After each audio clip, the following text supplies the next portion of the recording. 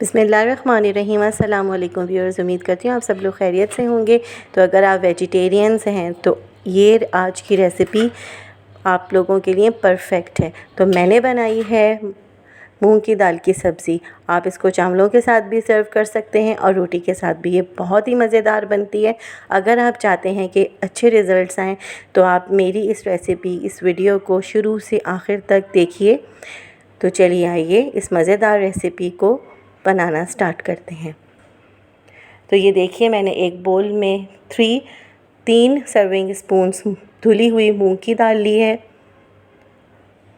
आप चाहें तो छिलकों वाली दाल भी लेके भिगो के उसके छिलके उतार सकती हैं, लेकिन ये बहुत आसान तरीका है।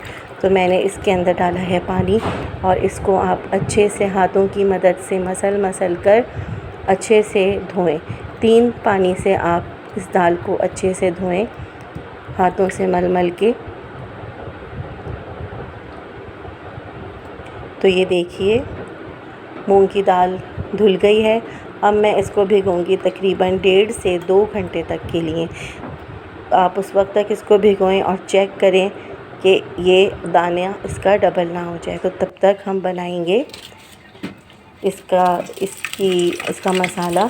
तो मैंने डाला है पतीली में 2 सर्विंग स्पून ऑयल और 1 मीडियम प्याज मैंने आपको दिखाई है, इसको मैं काट रही हूँ। और प्याज को आपने अच्छे से लाइट ब्राउन करना है।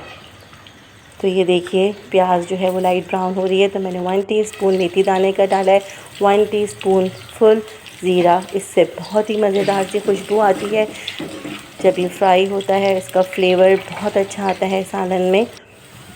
और ये अब मैं डालूँगी 2 टमाटर। तो ये अच्छे से प्याज लाल हो गई है और मेथी दाना और ज़ीरा भी कड़कड़ा लिया। तो मैंने इसमें चॉप करके टमाटर डाल दिए हैं। तो ये देखिए, मैंने डाला है इसमें 2 टीस्पून पिसा हुआ अदरक लहसुन। और व्यूअर्स, बहुत ही यार यकीन करें मज़ेदार सी खुशबू आ रही है। तो अब मैंने इसमें डाला है नमक और मिर्च। नमक मिर्च मैंने 1 टीस्पून लिया है, हाफ़ टीस्पून मैंने नमक लिया है, हाफ़ टीस्पून हल्दी और 1 टीस्पून मैंने लाल मिर्च ली है। अब मैं इसके अंदर डाल दूँगी पानी ताकि टमाटर और प्याज अच्छे से गल जाएं। और इसका आप ढक्कन बंद करके इसको 2 से 3 मिनट के लिए पकाएं।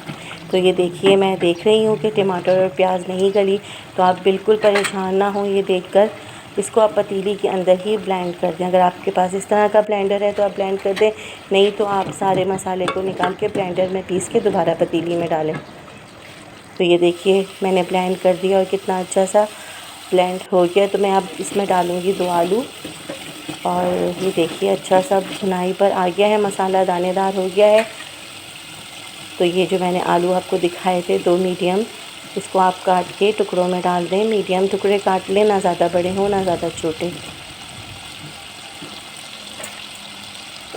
और अच्छे से चमचा चला के इसको भूनें। आप आलूओं को भूनें अच्छे से।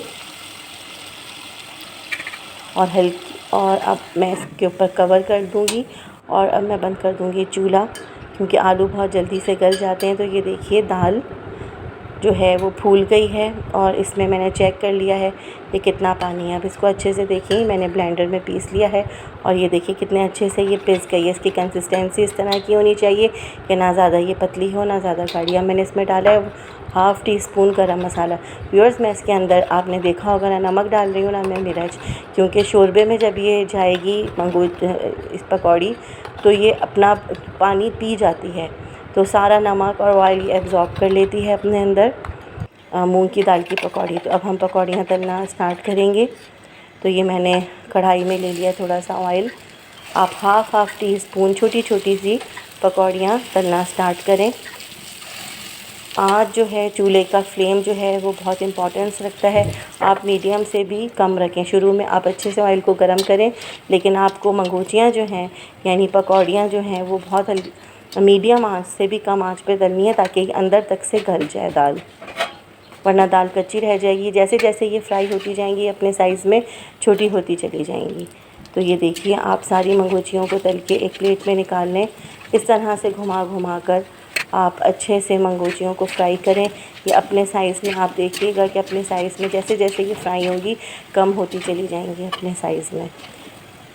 तो ये देखिए कितनी अच्छी सी मंगोचियाँ रेडी हो गई। इधर आलू भी रेडी हो गए। आप आलूओं को चेक कर लें और नमक भी चेक कर लें। अगर आपको नमक मिर्च कम लग रही है तो आप और डाल सकते हैं। आलूओं को आप और भी गला सकती हैं अगर आलू नहीं गले।